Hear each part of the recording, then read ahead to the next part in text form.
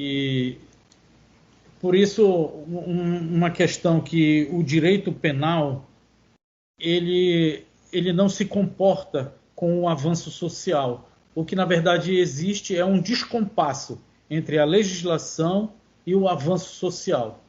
Esse descompasso é que ele faz nos dar a certeza que o direito penal ele não é termômetro para as questões sociais. Se nós olharmos isso, basta a gente olhar a população carcerária nos Estados Unidos, que está com 2 milhões de pessoas nas cadeias públicas dos Estados Unidos. Além de ter a prisão perpétua, tem a pena de morte. E não inibe o crime. E não consegue inibir o crime. Então, é preciso que tenham outras fórmulas, outros mecanismos, talvez de questões mais sociológicas, como emprego, essas outras coisas aí, trabalho, saúde, enfim. Então, tudo isso aí se passaria, na verdade, por um contenciador da questão da diminuição da violência. E por via de regra, por via de consequência, também o homicídio. Porque se nós olharmos por dentro dessa estatística que o professor Auri Lopes Júnior lança, de que 70% dos crimes de homicídios estão relacionados ao tráfico de drogas, então nós poderíamos ter, em regra, aí uma causa. Eu recomendo, inclusive, tem um livro do Orlando Soares, que é chamado Causas e Fatores da Criminalidade. Esse livro é fantástico, para nós entendermos sobre as diferenças de causas e fatores. E, às vezes, num crime, como, por exemplo, um crime que tem a arma de fogo, ela pode não ser a causa, ela pode ser apenas um fator. Então, esses mecanismos que nós trabalhamos, que a gente pede para fazer essa reflexão, eles estão no contexto dessa violência. E assim, eu encerro a minha fala, agradecendo a todos. E, na verdade, a minha participação veio mais nesse sentido de convidá-los para essa reflexão, né, que é um debate ainda que precisa ser aprofundado. E digo para vocês, com toda segurança, é um debate que está em escassez. A gente não vê quase lugar nenhum. Eu até ando aí em algumas faculdades, participo de alguns debates. Recentemente fui numa faculdade aqui na Cidade Nova e a gente não vê esse debate. Inclusive era sobre a questão de feminicídio também, mas não se levanta, porque aí existem outras questões que puxam a atenção do público que são os operadores de direito e não discutem a essência, porque antes do feminicídio tem uma regra ali atrás lá que é não matar, né? É proibido matar. E é esses questionamentos aí que a gente deixa para todo mundo.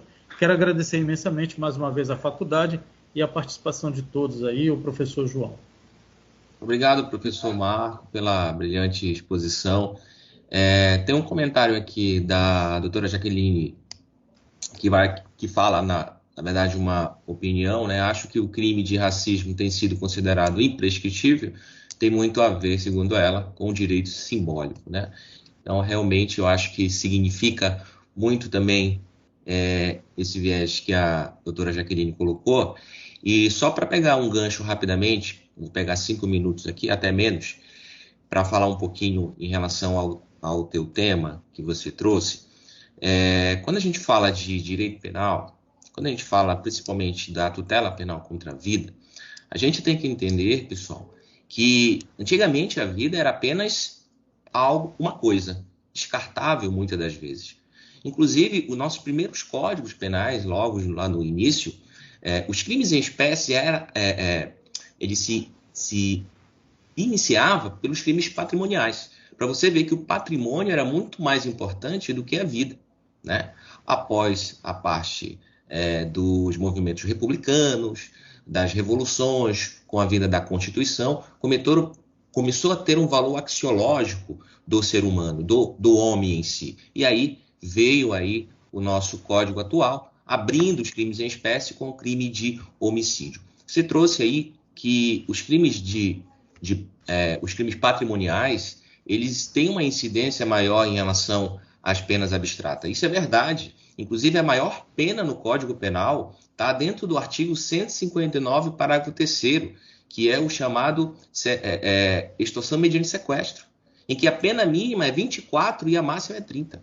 Então, para você ver o grau que existe e ainda existe, né, de relevância aos crimes patrimoniais.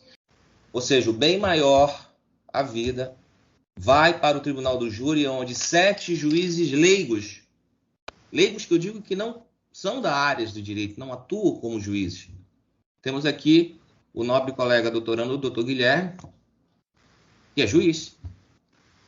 Estudou, passou concurso sobre a área, especializado. Ele, por exemplo, se fosse juiz criminal, ele ia atuar dentro do latrocínio. Mas se fosse dentro lá do tribunal do júri, ele era apenas o juiz-presidente para calcular a pena. Então eu ficava 7 jurados ali dizendo quesitos de culpa, sim, culpa não. Ou seja, a vida realmente é tratada pelo segundo plano, apenas com política pública para regular determinadas condutas, mas que infelizmente a gente tem que realmente discutir esse tema importante. Então quero agradecer a presença do Dr. Marco Aurélio pela sua explanação, e aí a gente fecha esse assunto, esse tema, já passando para o próximo,